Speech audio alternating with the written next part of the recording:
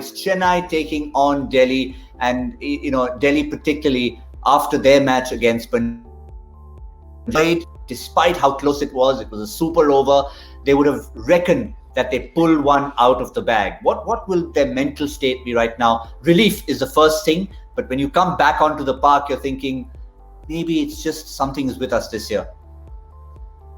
Yeah, victory from the jaws of defeat. That what it was for sure. And it does give you a bounce in your step, for sure. You think maybe this is our year. Maybe things are going to run for us and we'll go according to plan. I like the squad they've put together, to be honest. I haven't been overly impressed with their teams that they've picked over the years. But I do like the look at him. I mean, when someone like Ajinkya Rahane is sitting on the sideline, and we know that he can be destructive at the top of the order and be really good, I think their bowling department looks strong. And I just think it's got a nice balance. Obviously, Ashwin is key.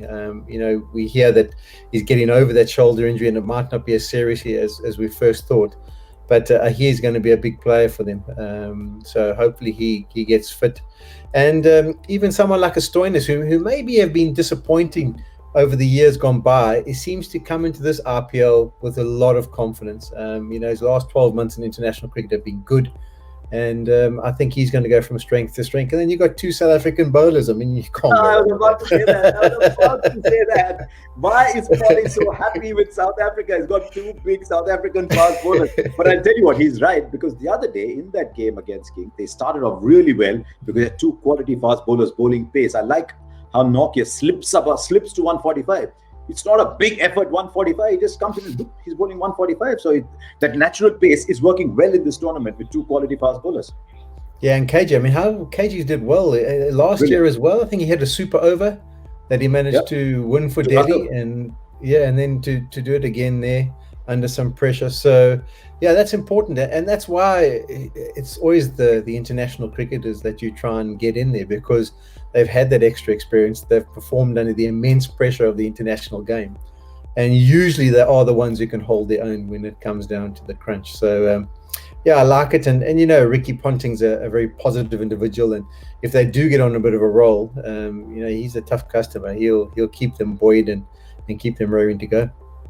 Any changes to South Africa say wow about an Aussie captain? Did I say wow? Well, I just said he's a strong character. No, Ricky was a fantastic player and he's a fantastic captain. So I'm sure he's doing a really good job behind the scenes. You never know how people are performing until you're actually in the unit. But he does strike me as a person who covers all bases, whether you're listening to him on commentary or you're dealing with him. He'll be thinking about things from all perspectives, and I'm sure he's doing a good job there. I've spoken to a few players, both at MI, at Delhi Capitals, and initially they're wide-eyed because there's someone of that stature, but he's doing a magnificent job with these people. I think Ponting is what we in Hindi call, he's got a kida for the game.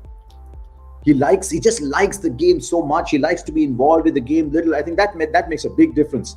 So yeah, let's see how they go. Fair enough. We have to talk about Chennai, and yes, they've had a mixed start to the tournament. So much of a talking point in their last game, and once again it will be a focus on that 11. They've got a few match winners, someone like an Imran Tahir still sitting on the bench, obviously waiting for that part of the tournament when spin starts to dominate, even a Josh Hazlewood. But for the moment, as from whatever you've seen, they will be hurting from that last game. Will that affect that 11? Sorry? Yeah, I think it will. For me, the interesting one has been P.S. Chawla, that they've gone for him. I know it's not a local for a local, but when I looked at the conditions for the first week, I was expecting to see more of a South African kind of condition where it's not gripping, it's not holding up. You have to hit back of a length and hit the top of the stumps as a spinner. To be giving it air and allowing guys just to hit you over the top is not going to be the plan. As the tournament goes on and the surfaces start to grip, then maybe the plan of giving it some air and it turning will be decisive. But Imran Tahir, what he's done brilliantly over the years on South African surfaces, wherever he's gone in the world, is he hits a length that hits the top of the bails. And it just makes it difficult, no matter whether it's a turning surface or one that's skidding on or one that's gripping. It makes it very difficult for people to get away. And the pace that he bowls at is quite quick as well.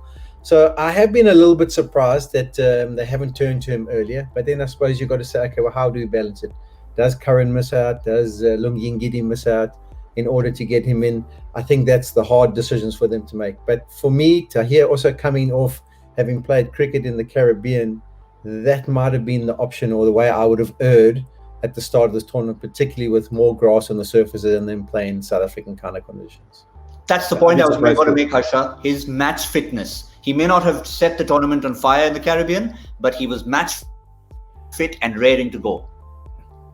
Also, wasn't he the only South African there because he was holidaying in Pakistan and therefore he could go there rather than the South Africans couldn't? But that's a bit of trivia. I definitely thought he would play. My gut feel was, look, if I thought they'd play Bravo. Bravo's not fit, so Karan is sort of like for like replacement. I thought they might go Shardul and Deepak Chahar both, but I know MS likes Ngidi. Ngidi's bowled well for them in the past. So the moment you want to play one fast bowler, whether Ngidi or Hazelwood, and you want to play both Faf and Watson, that leaves that all-rounder, either Bravo or Karan. And I think that's why they thought maybe Chawla can come in and do what Tahir does. But Tahir has been magnificent for CSK.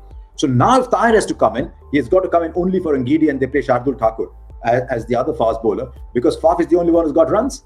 He's played a wonderful, matured innings. He's seen the side through, and then he's gone and exploded and got runs. He's done everything asked of him. So what do? Do you go with Watson? But you've got to play there's Watson. Another look at the squad there. Yeah, you've got to play Watson because he's got to warm up by the time the knockouts come. So where does so I think the only place he can get is Lungi and Ngidi. I mean, Josh Hazelwood's come off a couple of very good matches in England too. So there's a few issues there. I think largely because they don't have much flexibility with Indian batting, and so they have to play both Watson and Faf, and that is what is creating trouble at the back end. And Bhatti, will he be fit? Not for one more game. Okay. They're saying Bravo and Ambati Rayudu might both be ready for game 4. They normally don't fill their side with that much batting. Everyone can bat a bit, but Dhoni always carries bowling options with him. Every CSK team that Dhoni takes on the field has 6, 7, sometimes 8 bowling options, and he just sort of works out the match situation and decides who's going to bowl. Now he's going in with only 5 options. Kedar Jadhav is a 6th. He's not gone to Kedar Jadhav. So I suspect that all this talk about him being uncertain of his own batting is causing him to overload the batting, because otherwise you can easily say, thank you, Murli Vijay, Watson and Faf du Plessis open the batting, and you can have another bowling option down at the bottom. But his first time I've seen CSK overload the batting and go under on bowling.